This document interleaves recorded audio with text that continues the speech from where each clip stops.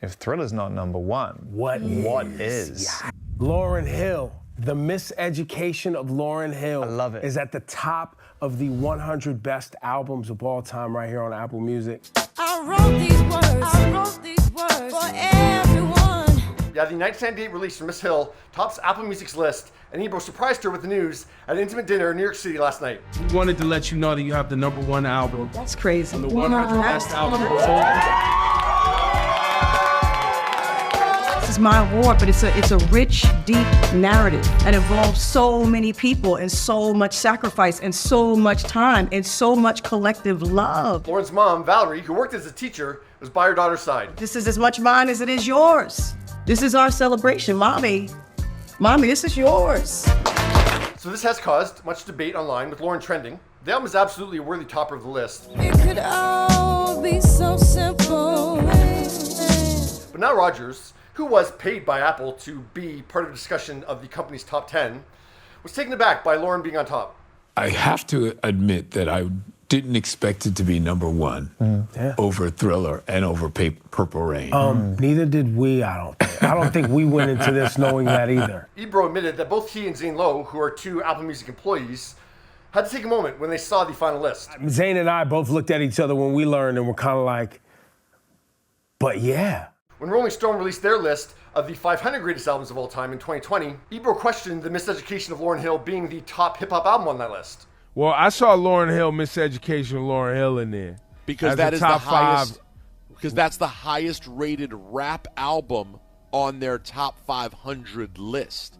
But is that a rap album? But now Ebro is fully on board with Lauryn's album topping all of music. This album delivers on so many levels, and I think that's why it got voted #1. It did. And in the hours since the top 10 reveal, Ebro has found the need to go on Twitter to defend the top choice, writing, "You may not think Miseducation of Lauryn Hill should have been #1, but you've never heard a better lyrical or conscious hip-hop and R&B display that reached as far as this album did. Nothing." For people to vote for this just shows it was worth it, because you touch people in a real way. Well, thank you very much. Thank you. Thank you very much. We'll give up for it. Now, Ebro said it was voted to be #1. I was curious to see how big the pool was of voters that Apple Music had. And in the press release about this list, Apple Music writes that the list was crafted by Apple Music's team of experts alongside a select group of artists, songwriters, producers, and industry professionals. This list is an editorial statement fully independent of any streaming numbers of Apple Music.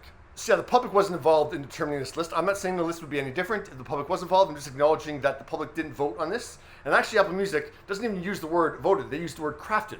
So yeah, I mean, this wasn't some scientific poll that was done among Apple Music employees in the music industry. This was who knows how big of a pool of Apple Music execs who decided on this list. So just that needs to be acknowledged. Well, look, the list is all up for debate. So the top 10 is number 10, Beyonce Lemonade. Number 9, Nirvana, Nevermind. Number 8, Amy Winehouse, Back to Black. Number 7 is Good Kid, Mad City, Kendrick Lamar. Stevie Wonder is in at number 6 with Songs in the Key of Life. Cracking the top 5 is Blonde by Frank Ocean. 4 is Purple Rain by Prince. The Beatles, Abbey Road is number 3. And Thriller by Michael Jackson is in the runner-up spot behind Miss Lauryn Hill. 4, 3, 2, 1. It really is just microscopic differences of opinion on where things sit. Yeah, I'd say any of those top 4 albums could have been #1 on the list. And I don't even know what my personal choice would have been. But I think there are a couple factors that need to be acknowledged here.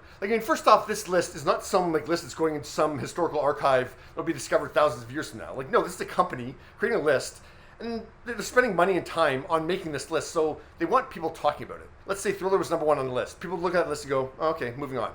But having anything but Thriller on that list creates more discussion. It creates controversy, and that's exactly what Apple Music, they don't want to create controversy, but Apple Music wants to create discussion. They want you to talk about this list. They didn't spend all this time on this list for you not to talk about it. So, yeah, if you're looking at a toss-up between those 4 albums, if you don't put Michael Jackson on top, it's probably going to create more discussion than if you did. So that could have been a factor in putting Lauryn on top. And I have to assume that most of you knew that this was going to be somewhere in the top.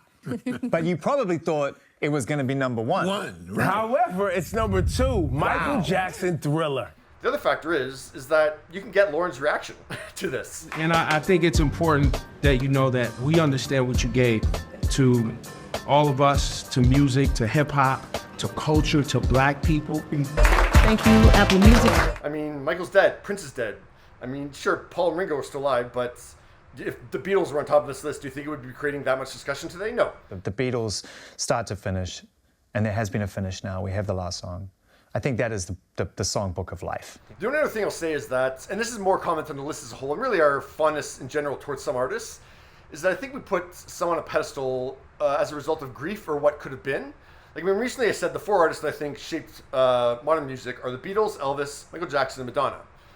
And Madonna's the only one who's gotten old, or has had to age out of their prime. Both the Beatles and Michael Jackson have an album in the top 5, and deservedly so.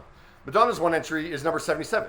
When you look at Apple Music's top 10, you've got Nirvana, who only released one more album after Nevermind before Kurt Cobain's death, Amy Winehouse number 8, Alanis Morissette's Jagged Little Pill is at number 31, Norah Jones's Come Away With Me doesn't even make the list. All 3 albums are incredible, but you can't tell me that Amy's life being cut short didn't amplify or increase the love for the Back to Black album. Like, heaven forbid, Alanis Morissette had passed away shortly after she released Jagged Little Pill. Do you think this ranking would be the same on this Apple Music list? No, I don't think so.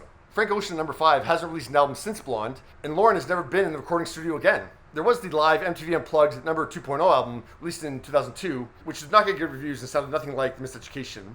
So yeah, there hasn't been the opportunity for these artists to release music of lesser quality, which would be inevitable. I mean, it's possible to keep up that level.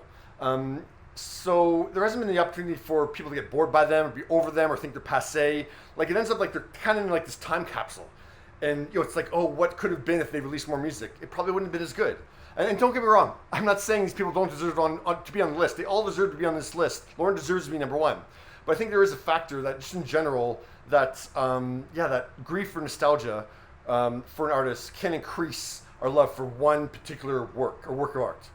That's all I'm saying. Okay. All that being said, I'll say again that Lauryn Hill's The Miseducation of Lauryn Hill is absolutely a worthy topper of Apple Music's 100 best albums. What do you think? This record means so much to me that when I saw that it was on the top of this list, it made me smile. Guys, you know you better watch out. To have an artist like Lauryn Hill be the number 1, just that means a lot.